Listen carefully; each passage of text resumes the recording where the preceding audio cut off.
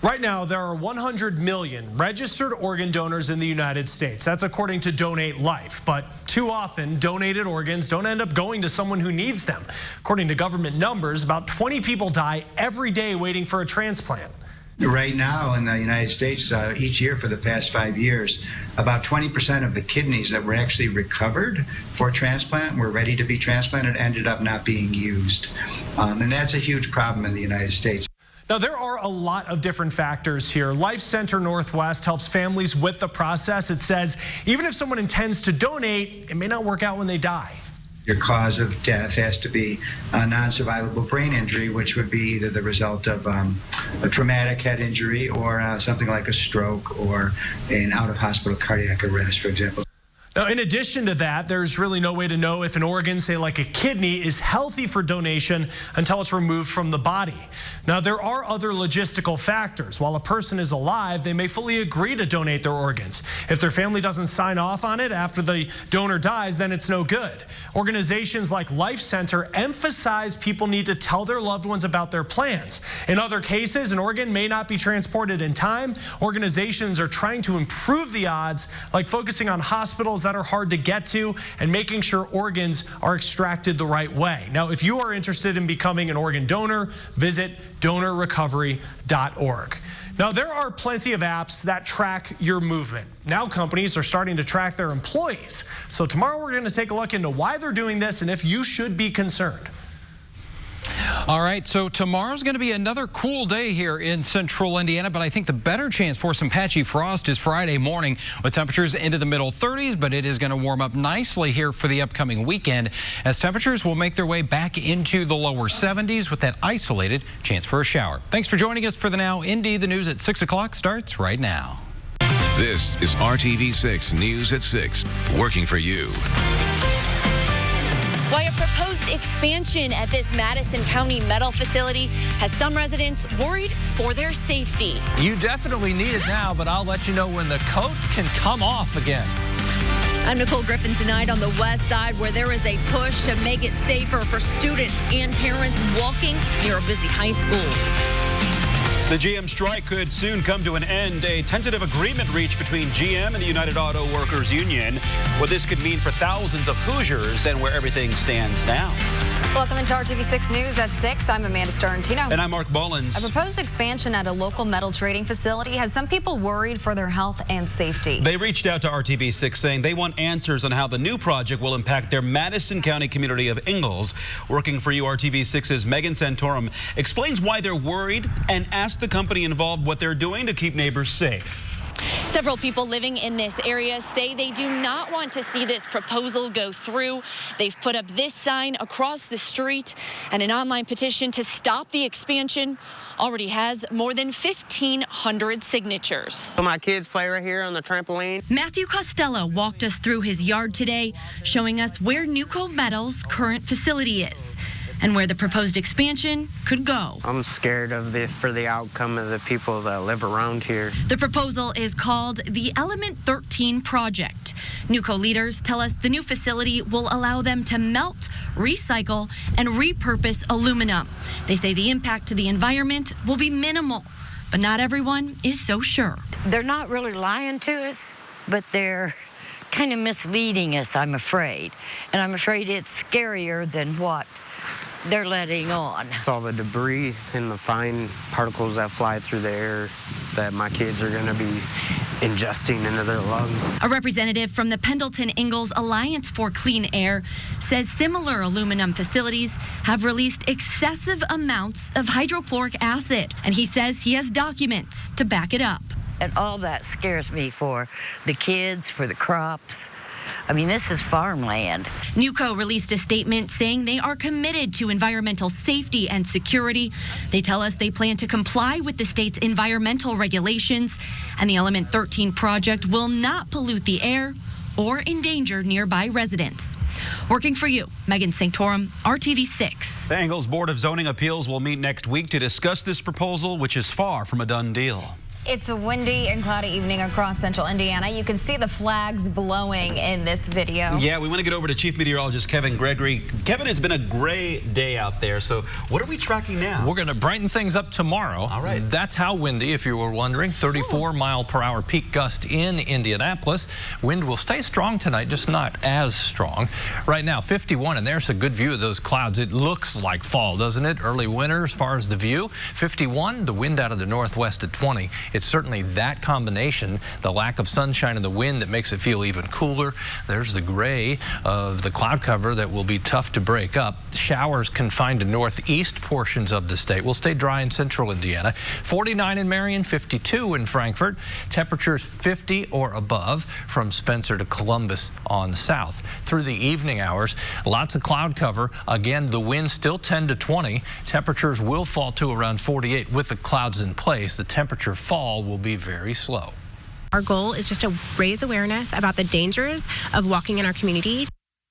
A push is underway to improve safety on the west side. Parents are calling it Operation Sidewalks. One major area of focus is Girls School Road, right outside of Ben Davis High School. RTV6's Nicole Griffin is working tonight to get answers about what is being done to make the area safer for students. In front of one of the state's largest high schools, this is what drivers often see: students walking in the grass. Girls School Road is a real concern. Our schools are along this road, and it's just dangerous to walk up and down if they're not consistent sidewalks. Jennifer Witt, a Wayne Township parent, lives across from Ben Davis High School. She's behind a post on the Wayne Township Chatter Facebook page called Operation Sidewalks. Our goal is just to raise awareness about the dangers of walking in our community. Someone's going to be killed. Wayne Township is willing to partner with the city and provide land in front of Ben Davis to build a sidewalk. But DPW says the donation of land does not suddenly allow the department to fund the project right now. DPW says Wayne Township could partner with them through the Indianapolis Neighborhood Infrastructure Partnership. That is a matching grant that allows community-based organizations to submit infrastructure improvement ideas. I reached out to Wayne Township Superintendent Dr. Jeff Butts, and he says he appreciates that information about the grant opportunity from the city, but he says he doesn't believe this is an issue that the school district needs to take the lead on. Instead, he says it's a city issue and one the city should care about. DPW says they are concerned, which is why Girls School Road between 21st and 10th Streets is identified as an area that needs sidewalks. City County Councilor Jared Evans represents parts of Wayne Township. He helped get this sidewalk project that's starting on High School Road between Washington and Rockville approved. Evans, along with Councilor Andy Harris, are hoping to get sidewalks along parts of Girls School Road as well. Well, I think it's just really important to give those kids and families safe access to Ben Davis High School, the 7th and 8th grade center, Chapel Hill, a lot of neighborhoods in that area. So it's a quality of life thing. Working for you on the west side, Nicole Griffin, RTV6. Thanks, Nicole. If you have safety concerns in your neighborhood and you are getting the runaround, email us at workingforyou@rtv6.com. A tentative agreement is in place that could soon bring an end to a month-long strike between the United Auto Workers Union and General Motors. This impacts thousands of Hoosiers. Union Vice President Terry Dittitz says the tentative deal with GM will bring major gains to workers. Almost 7,000 GM workers in Kokomo, Bedford, and Fort Wayne were among the 49,000 nationally that went on strike September 15th. Details of the agreement haven't been released, but it will include a mix of lump sum and annual pay raises, no change in health care, and a product guarantees for many U.S. factories. Everybody's ready to go back to work. When we started out, the weather wasn't too bad. Our shift's 12 to 6 p.m., and we picketed in some of the hottest weather. And, some of the other shifts have been doing it in the coldest weather. So this is the coldest it's been for us the entire time today. But we're all ready to go back to work. Workers will stay on the picket lines for at least another 2 days while union committees vote on the deal. Then the entire membership will have to give its approval. New developments, police in Seymour say they have identified a man they believe may be able to help them with information regarding the newborn that was found abandoned on Tuesday inside a plastic bag. A person walking their dog discovered the child Tuesday afternoon along a fence near South Jackson Park Drive. The baby was still alive and was taken to a hospital for treatment. Seymour police say the person they were looking for is not a suspect, but believe he may know something about that abandoned baby. Lots of tears and emotions in a Fulton County courtroom today. The trial got underway in the tragic crash that killed 3 siblings last October as they tried to board a school bus. The mother of those children held back tears as she described discovering all 3 of her children had been hit and killed, telling the court the bus had its bright strobe light on so it could be seen despite the darkness. This as pictures of the children were passed around the jury. The bus driver testified he saw the car coming in the distance, but thought it would have enough time to stop. So he waved the kids to the bus, realizing at the last moment the car wasn't stopping. And the 12-year-old boy who survived described the horror he felt as he wanted to help his friends, but was frozen in fear as the car hit him. He endured 21 surgeries since the crash, including a knee replacement 3 weeks ago. And tears filled the courtroom as the 911 calls played from that terrible morning, people begging for help after witnesses saw the horrific crash. Alyssa Shepard is charged with 3 counts of reckless homicide, criminal recklessness resulting in bodily injury, and driving past a bus while the stop arm was deployed. The trial continues tomorrow, with it possibly going to the jury by Friday, and Shepard faces the possibility of 21 years in prison if convicted. And an update now, a Greenfield police officer accused of using excessive force is still on paid administrative leave, but the Hancock County Prosecutor's Office investigation is now over. According to the Greenfield Police Department, the prosecutor's office did not find sufficient evidence that an altercation between a Greenfield officer and an arrestee resulted in criminal activity. The prosecutor's office made that determination after reviewing an Indiana State Police investigation. The Greenfield Police Department is keeping the officer on leave as the department investigates whether the officer violated any departmental policies or procedures. Lawyers for Attorney General Curtis Hill want to stop 2 women from testifying about previous allegations of sexual misconduct when Hill was the Elkhart County prosecutor. Plus, manufacturing is one of Indiana's largest industries. The opportunities for you if you're looking for a job. And it's what fans have been waiting for at Franklin Community High School. It's been decades since they've won this much, finding inspiration from their head coach. Date first with the Sports Extra Spotlight coming up. And a cool night ahead in central Indiana. Stays breezy as well. When you wake up in the morning, upper 30s to lower 40s. We'll talk about how that changes as we move ahead.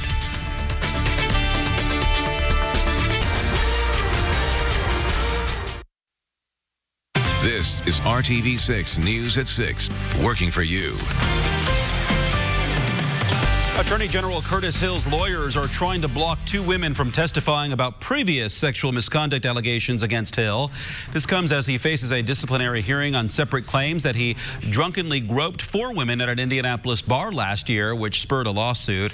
In court documents that RTV6 has obtained, we're learning the state's Attorney Disciplinary Commission wants the 2 women to testify about Hill's alleged actions when he was the Elkhart County prosecutor before he became state attorney general in 2017. These women from Elkhart County have not filed a lawsuit. One woman could testify about what she says was inappropriate sexual innuendo and propositions directed to her. Hill's lawyers argue in legal filings that such testimony about unrelated events should not be allowed in next week's professional misconduct hearing against Hill. Again, that hearing is originally about the allegations that Hill groped 4 women in Indianapolis last year, which is a separate case. Next week's hearing could lead to actions ranging from reprimands to Hill being disbarred. Hiring Hoosiers is an RTV6 effort to connect you to job opportunities and resources.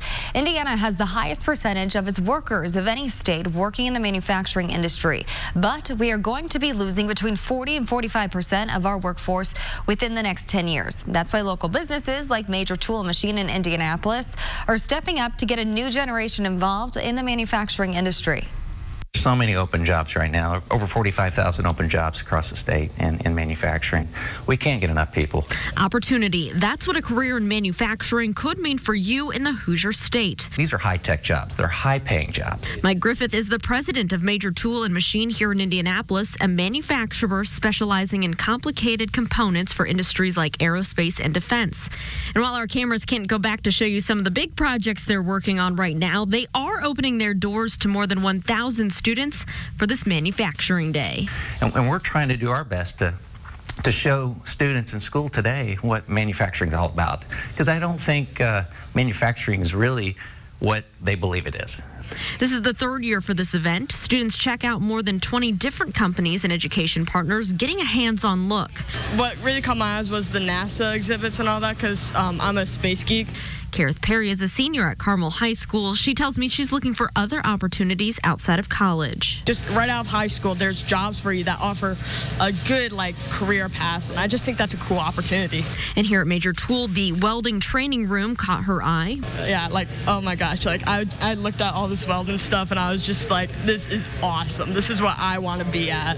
Their eyes light up. They get to see things, but to come in and see the technology that is in here, this is world class. Brian Burton is the president of Indiana Manufacturers Association, advocating for the industry in our state. And he says this day is about much more than a school field trip. A day like this at Major Tool is absolutely critical for Indiana's future. We have such a need for folks to come into manufacturing. We are the most manufacturing intensive state in the country. And there's money to be made in manufacturing. Burton tells me the average compensation last year for a manufacturing job was $77,000. The average for all other sectors combined was $44,000 annually. So if young people or anyone wants an opportunity in manufacturing, it's here. We make things, and our long-term motto has always been, what Indiana makes Indiana, and that's truer today than it ever has been. Working for you, Lauren Casey, RTV6. Thank you, Lauren. And Mike, who you saw early in the story, the president of Major Tool and Machine. He's been with the company 25 years, working his way up through the shop in various roles. So we asked him his best advice for students today. He says, get involved early, attend these types of events, educate yourself on all your career and educational options, and start learning skills early.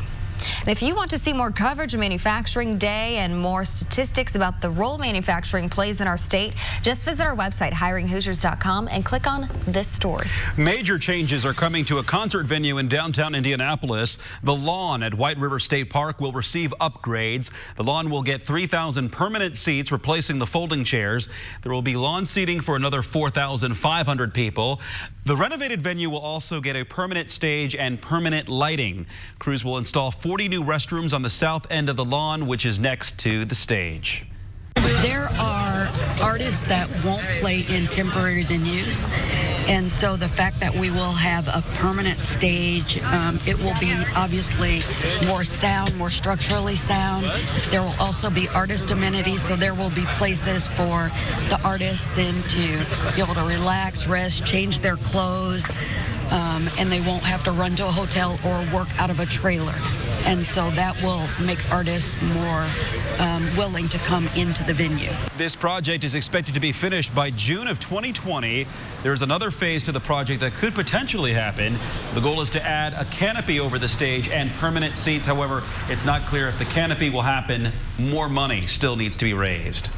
Let me take you from the lawn of White River to the shore of Lake Michigan. This is a picture from Indiana Dunes, and obviously in the foreground, the big waves because of the strong wind catcher. But I love this. About 30 miles away in the background, there is Chicago. So good visibility despite all the clouds and the nice breeze. My sister-in-law, Mary Beth, took that picture. Well, here's something else that's pretty cool. See the rays of sunshine fanning out on the horizon as they break through some of the cloud cover. Those are called crepuscular rays. 51 in Lafayette and Indianapolis. There's a lot of 51s on the map. There is not much of a temperature range in central Indiana, and temperatures will be slow to drop as a result of the cloud cover. Coolest in the northeast. Fort Wayne's at 48. They've had a couple of sprinkles or light rain showers. Otherwise, temperatures are poised to drop 10 to 15 degrees from where they are now to morning lows tomorrow in the upper 30s. The wind is still strong. West-northwest, 15 to 20 miles per hour. As I mentioned off the top of the newscast, our peak wind gust today, 34 miles per hour. Temperatures in the morning. They'll get your attention. You'll have the winter coat because you've been wearing it today. Temperatures tomorrow afternoon, though, bounce back almost 20 degrees from morning low to afternoon high. The trend. Temperatures will climb above average as we go to the weekend, and the chance for a shower or thunderstorm certainly by the end of the weekend. Early next week, there'll be a little better opportunity. Temperature already at 50 by noon tomorrow. Afternoon high temperature in Indianapolis with more sunshine and less wind than today at 57 degrees. Everybody generally in the upper 50s. Friday, a little warmer. We'll be at 63. The wind will be light, a mixture of clouds and sunshine. As we step into the weekend, these temperatures Friday that are in the low 60s will jump to around 70 Saturday. Clouds will increase during the day Saturday. Slight chance of showers and some thunderstorms Saturday night. Then on Sunday night and Monday, I think the opportunity for thunderstorms a little better. To our west will be a strong storm system. I think the wind gets whipped up with this. Temperatures will surge into the low 70s, and it will increase our chance for thunderstorms Monday into Monday night. Whether they're severe or not, too early to tell, but we'll keep our eye on that. It definitely leads to another temperature drop. We'll be in the 60s in the middle of next week. Beyond the 7-day forecast, as we look toward the end of October, I realize we've got a couple weeks here, but indications are that as we get toward Halloween, or between, say next week, middle of next week, all the way to the end of October, below average temperatures may reign, so to speak. Halloween will be here before you know it. R-E-I-G-N. Rain. Yeah. Got what you mean? Okay, thank you, Kevin. We have Dave First on tap. Hey. Back to work for the Colts, and a team that used the bye week pretty well. Darius Leonard back from the concussion. Clayton Gathers the same. Frank Reich says safety Malik Hooker should return tomorrow after knee surgery. Obviously a huge game Sunday when the host the Texans are first place in the division. Good evening. This Friday, hard to believe, regular season finale of Friday Football Frenzy. Sectionals begin next week, and Franklin Community has been one of the stories this fall for many reasons. It's one win at a time in the Sports Extra Spotlight. The occasional crop duster flying over the stadium is about the only thing not new around Franklin football. Winning has been a constant theme this season, most in some 25 years. I think it's more of a team mentality this year, more guys buying in and more guys coming together. The Grizzly Cubs defeated Whiteland for the first time in 16 years, beat Plainfield for the first time in 6. But ask around, there was another notable victory. How did you notice it? I was shaving, had a lump in my throat. What did we just do over there? Just last year, head coach Chris Cole was in a battle with throat cancer. The game plan, radiation and chemo. And it was clear to everyone, this, like the tough times this program's had no chance. When you get that news, though, your heart stops. It's a little shocker. Yeah, absolutely.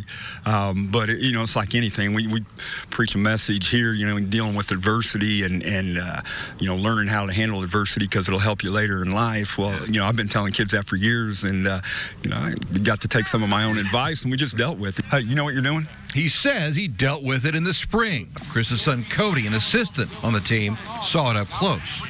Inspiring at all? I don't think I heard him complain one time through the whole thing. And, afterwards now he might complain that his taste is a little different. That he doesn't get to enjoy the same foods that he did before. That's about it. When I was going through it, I've had relatives, I had friends deal with a lot worse, whether it was cancer or other health issues. So, I just dealt with it. This season, everyone on the schedule is dealing with Franklin. And it's clear that it'll now be this way for years to come. I think every team for the last 20 years that come through here has said, we're going to be the group that changes this. We're going to be the group that turns this around. We didn't turn it all the way around, but Good. You're starting something, though. Yeah, exactly. Kind of a relief to finally see him, seeing all the hours that he puts in and how much he dedicates his own personal life to this football program. Yeah, I think so. Yeah. Is this the start of something big for this program? You know what? Right now, don't know, don't care. All we're trying to do right now is focus on the season. As far as the future and where we're at as a program and all that stuff, we'll worry about that in the winter. This is only Chris's third season as the head coach down at Franklin. He's still going back for checkups on his cancer. This team can go for a share of the Mid-State Conference title with a win at Decatur Central Friday, be the program's first in 30 years. The News at 6 continues after this. For ingredients, better pizza, Papa John's. Harley is an incredibly patient dog, so it's all right that he's already waiting on trick-or-treaters. He really is, right? Temperatures this evening falling into the 40s slowly, staying cloudy. All right, and we leave you now with this beautiful shot of the sunset here. And we'll see you at 7.